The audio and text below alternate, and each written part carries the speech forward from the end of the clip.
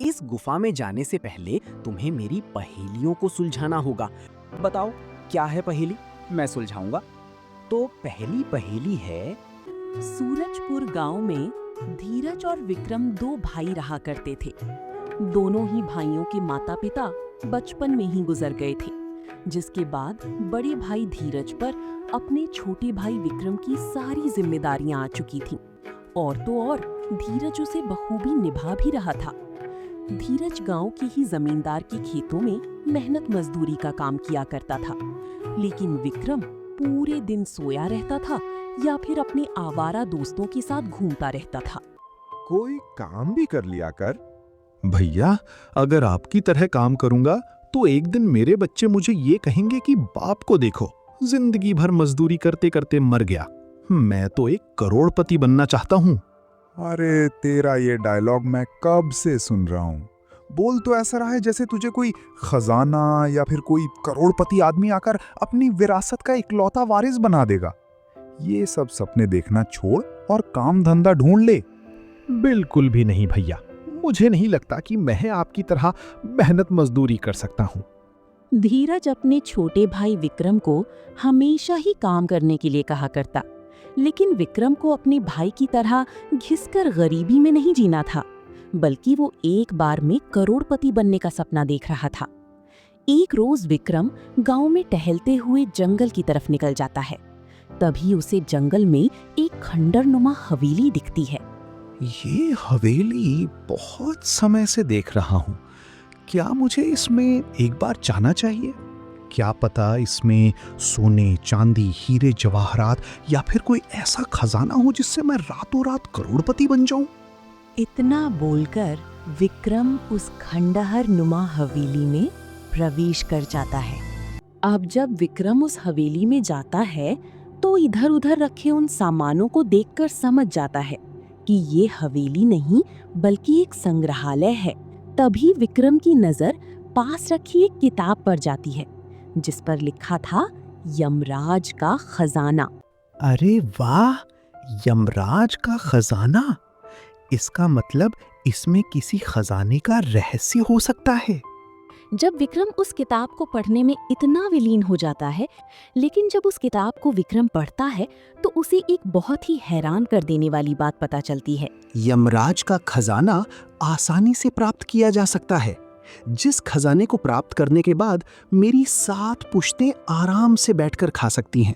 लेकिन इस खजाने को प्राप्त करने वाले व्यक्ति की जान सूर्यास्त होते ही चली जाएगी और मैं अपनी जान गंवाना नहीं चाहता। विक्रम सोच में पड़ जाता है कि वो अब इस खजाने को प्राप्त करने के लिए क्या करे। अगर जान खतरे में डालकर कोई खजाना लाता भी है तो यमराज उसके प्राण खुद हर लेंगे।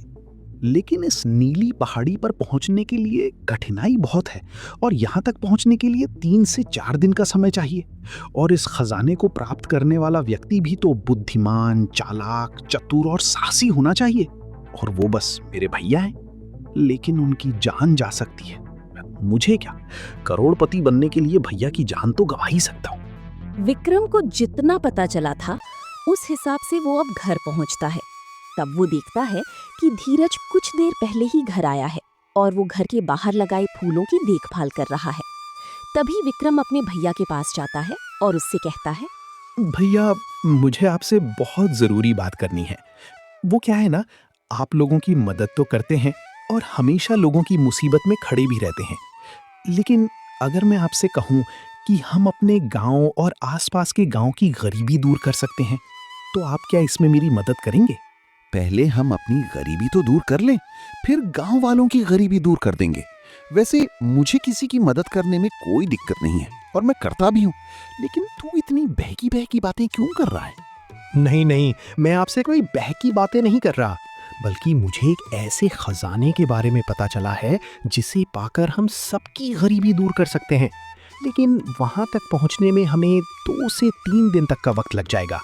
अगर ऐसा है तो मैं बिल्कुल भी मना नहीं करूंगा इस खजाने को ढूंढने में, क्योंकि मैं गरीबों की हमेशा मदद करना चाहता हूँ। चलो चलते हैं। विक्रम बहुत खुश होता है क्योंकि उसका बड़ा भाई धीरज बलिदान देने के लिए तैयार था, जो इस बलिदान से अनजान भी था। दोनों अब नीली पहाड़ी का सफर तय करते हैं और जंगल के रास्ते होते हुए पहाड़ी की तरफ बढ़ते हैं। कई घंटे का सफर तय करके जब धीरज और विक्रम गुफा के दरवाजे पर पहुंचते हैं, तभी उनके ऊपर एक बड़ा सा पिंजरा गिरता है और दोनों उसमें कैद हो जाते हैं। ये क्या है भैया, इतना बड़ा पिंजरा? क्या अब हम दोनों मर जाएंगे? बिल्कुल भी नहीं, डरने की जरूरत नहीं है, मैं कुछ करता हूँ। धीरज जैसे ही पिंजरे को हाथ लगाता है, उसका हाथ जल जाता है और वो पिंजरे से दूर हटकर खड़ा हो जाता है। तभी वहां पास लगे पेड़ में से अचानक आवाज आती है। वो पेड़ एक मायावी पेड़ था। यहाँ से अंदर जाना मुश्किल ही नहीं, नामुमकिन है। लगता है तुम दोनों महामूर्ख हो।